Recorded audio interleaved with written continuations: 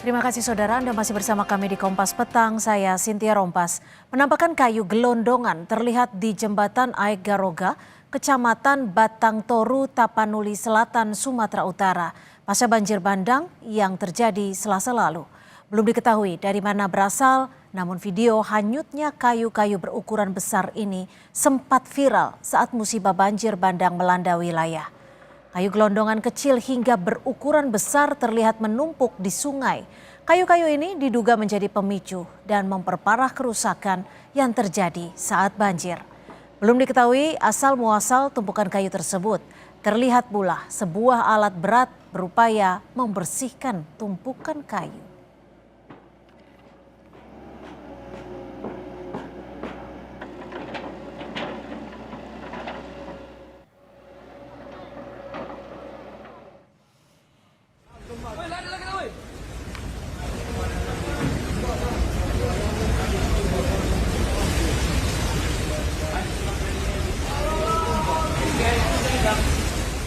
Kementerian Kehutanan membantah kayu gelondongan yang ikut terseret banjir di Tapanuli Selatan dan Tapanuli Tengah, Sumatera Utara akibat hasil pembalakan hutan di wilayah tersebut. Kementerian Kehutanan mengklaim kayu-kayu tersebut adalah pepohonan tua dan lapuk yang tumbang saat diterjang banjir. Direktur Jenderal Penegakan Hukum Kementerian Kehutanan Dwi Januanto Nugroho mengatakan aksi pembalakan liar hutan sudah bergeser ke wilayah Indonesia Timur. Menurutnya, kayu-kayu yang terlihat dalam banjir di Tapanuli Selatan dan Tapanuli Tengah adalah pohon-pohon tua yang tumbang terbawa banjir. Sumber-sumber kayu itu disampaikan oleh Pak Wamen juga, satu adalah kayu lapuk, dua juga kayu yang akibat tadi, siklon tadi, pohon tumbang ya, dan ketiga juga di area-area penebangan kayu-kayu yang berasal dari area penebangan. Tadi juga disampaikan oleh Pak Wamen, kita deteksi bahwa itu dari PHAT di APR. PHAT adalah pengelola hak atas tanah. Sementara itu, Saudara, Menhub Raja Juli Antoni menyatakan pemerintah akan melakukan evaluasi tata kelola kehutanan menyusul maraknya bencana banjir dan tanah longsor di Aceh, Sumatera Utara dan Sumatera Barat. Menurut Raja Juli, rangkaian bencana tersebut menunjukkan adanya kesalahan mendasar dalam pengelolaan lingkungan. Karena itu ia menegaskan bahwa kementeriannya akan melakukan introspeksi terhadap seluruh kebijakan yang selama ini dijalankan.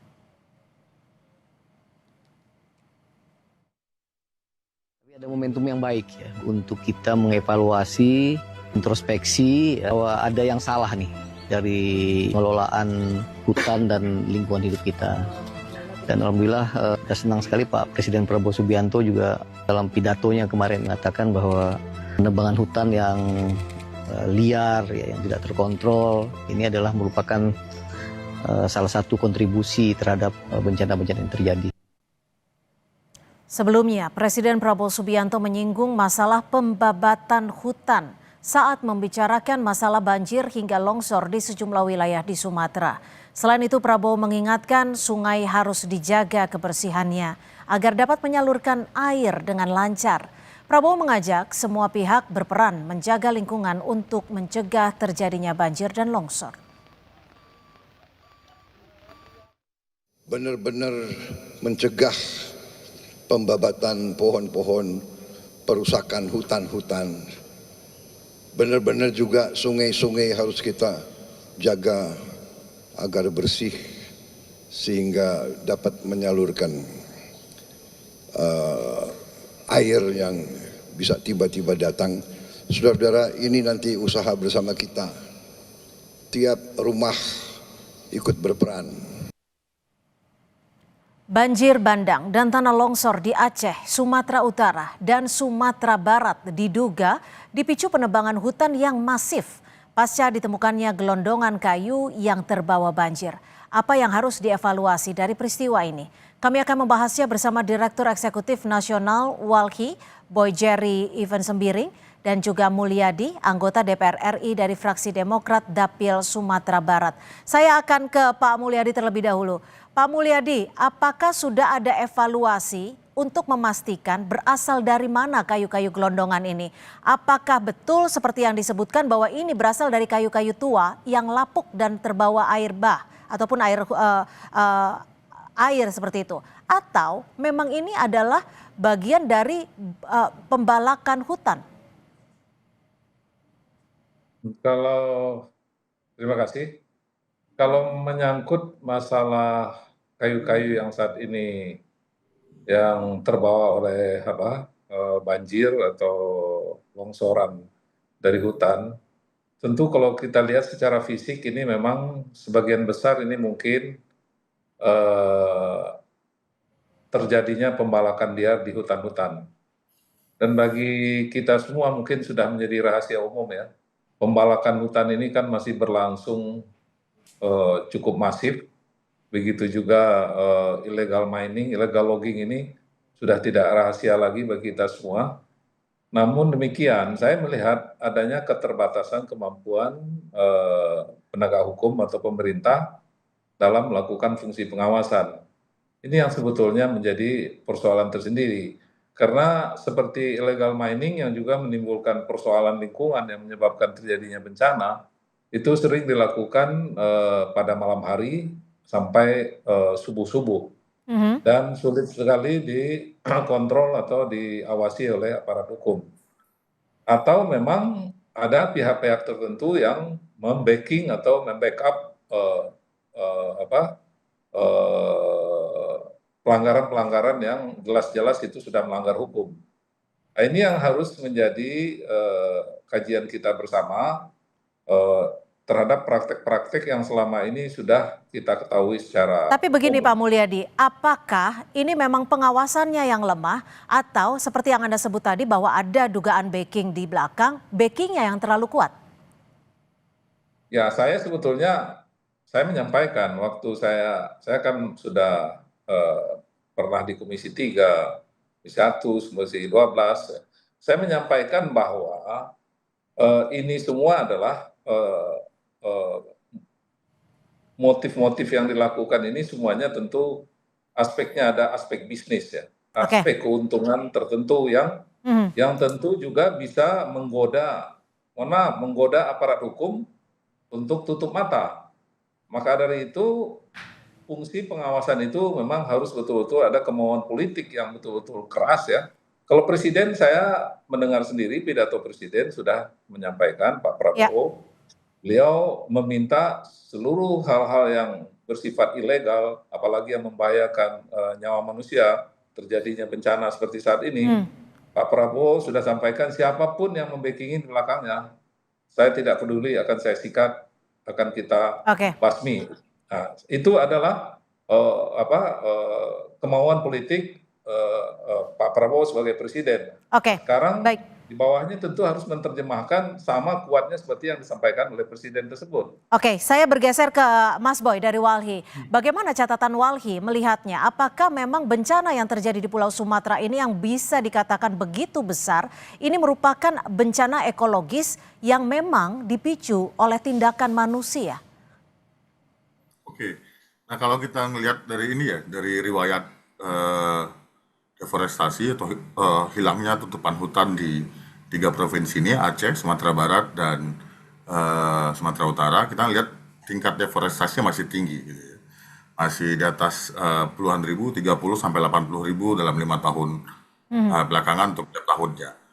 Nah yang kedua kita lihat dari foto-foto atau video yang beredar, gitu ya, itu kita bisa lihat bahwa ukuran kayunya nggak semua kecil gitu ya.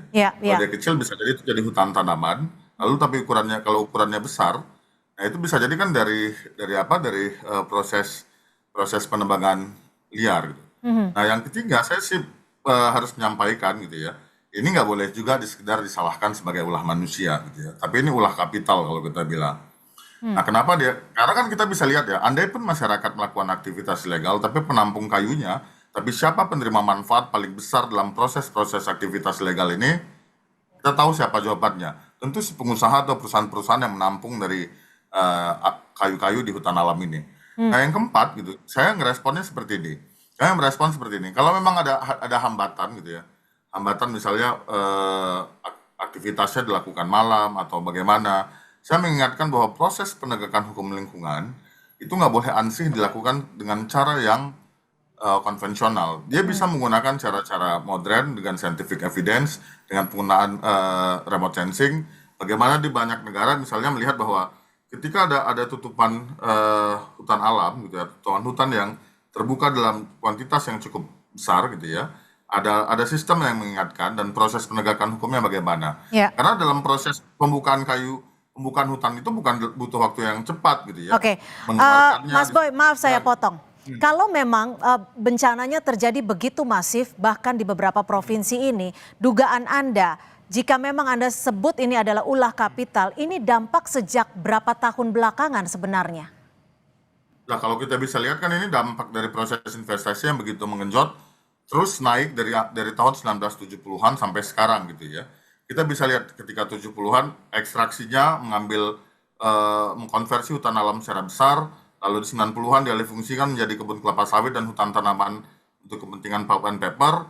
Kita bisa lihat sampai sekarang juga masih dipergunakan untuk kayu pertukangan dan lainnya, atau untuk ekspansi perkebunan kayu atau aktivitas sawit gitu. Nah, kita bisa lihat siapa penguasa sesungguhnya.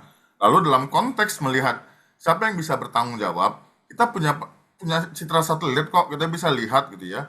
Siapa pemilik izinnya, siapa yang paling dekat dari lokasi yang Jadi menurut yang Walhi diminta. bisa ditelusuri siapa sebenarnya pemain besarnya, siapa sebenarnya tentu. yang memicu adanya bencana ini, kalau bisa dilihat dari Tentu. ulah kapitalnya. Tentu bisa gitu ya. Tentu kita bisa ngelihat siapa penerima untung paling besarnya.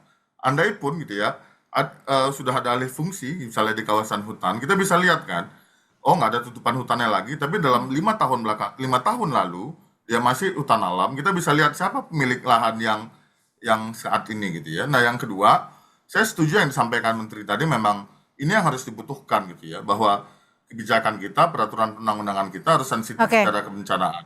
Nah, yang Ya. kedua harus lakukan review perizinan tuh. Oke, saya ke Pak Mulyadi. Pak Mulyadi, Anda sepakat ketika ada pihak yang menyebut bahwa apa yang terjadi di Pulau Sumatera ini merupakan bencana alam, merupakan curah hujan yang ekstrim.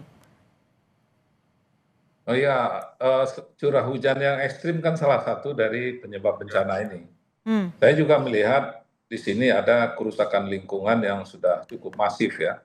Kan sebetulnya dari satelit kan bisa kita lihat seberapa parah kerusakan yang terjadi di hutan kita atau di daerah-daerah yang menimbulkan terjadinya bencana. Oke. Dan itu tentu tidak mungkin terjadi dalam waktu singkat. Tentu itu ini adalah akumulasi dari kejadian yang sudah cukup lama. Maka dari itu tentu kita harus mereview baik dari aspek regulasi maupun fungsi-fungsi pengawasan yang dilakukan saat ini. Berarti apa? Regulasi yang ada dan pola pengawasan yang dimiliki pada saat ini belum cukup memadai untuk menghentikan peristiwa-peristiwa pelanggaran yang membahayakan nyawa manusia. Dapat saya bayangkan di daerah saya sekarang, di dapil saya di Ya. Sumatera Barat 2, Agam, saat ini sudah 200 jiwa meninggal di satu kabupaten ini, di satu kecamatan, dan diperkirakan masih ada sekitar ratusan lagi yang sedang dicari. Jadi ini memang sangat membahayakan dan luar biasa. Maka dari itu saya selalu mendefinisikan kalau orang yang melakukan kerusakan lingkungan itu, menurut hemat saya, orang yang tidak memiliki nasionalisme. Nasionalisme bukan hanya sekedar kita bangga terhadap lagu kebangsaan kita, bukan kita hanya bangga dan cinta kepada simbol negara kita, Ya. tapi juga kita harus betul-betul memahami dan menghayati bahwa kelangsungan lingkungan hidup ini kalau kita rusak, kita hancurkan, Oke. sangat membahayakan nyawa manusia. Oke, Mas Boy, jika memang ini merupakan dampak bencana lingkungan yang begitu masif, tidak hanya dari dipicu oleh alam, tapi juga dipicu oleh tindakan manusia, lalu langkah konkret apa yang harus dilakukan setiap elemen untuk memastikan bahwa peristiwa ini tidak lagi terjadi? Nah, yang pertama tentu ini ya, yang paling cepat itu bisa dilakukan seperti yang disampaikan Raja Juli tadi gitu ya, Menteri Kehutanan, bahwa ada yang salah dalam tata kelola kehutanan kita. Lalu kebijakannya apa? Kebijakannya review dan evaluasi perizinannya berdasarkan daya dukung, daya tampung, berdasarkan kepatuhan, dan berdasarkan kesesuaian perizinan. Ada namanya TAP MPR nomor 9 tahun 2001 tentang pembaruan agraria dan pengelolaan sumber daya alam. Ini bisa dijadikan cantolan karena perintah TAP MPR-nya jelas untuk melakukan evaluasi. Nah, yang kedua, apa yang bisa dilakukan? Tentu kita harus memperbaiki undang-undang kebencanaan kita. Kita bisa menambahkan gitu ya proses-proses mitigasi yang kuat untuk mencegah bencana-bencana ini terulang kembali di masa depan.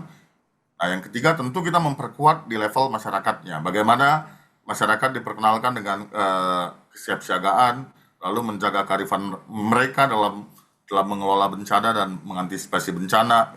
Nah, jadi 3 hal ini menjadi hal yang penting untuk kami gitu ya. Jadi ada penegakan hukum Baik. yang terkait dengan evaluasi dan lainnya, lalu ada pembaruan regulasinya dan peraturan perundang-undangan, dan yang ketiga ada penguatan di sisi masyarakatnya. Baik, terima kasih Direktur Eksekutif Nasional Walhi, Boy Jerry Even Sembiring, dan juga Pak Mulyadi, anggota DPR RI, fraksi Demokrat dari Dapil Sumatera Barat. Terima kasih atas perspektif Anda. Selamat sore.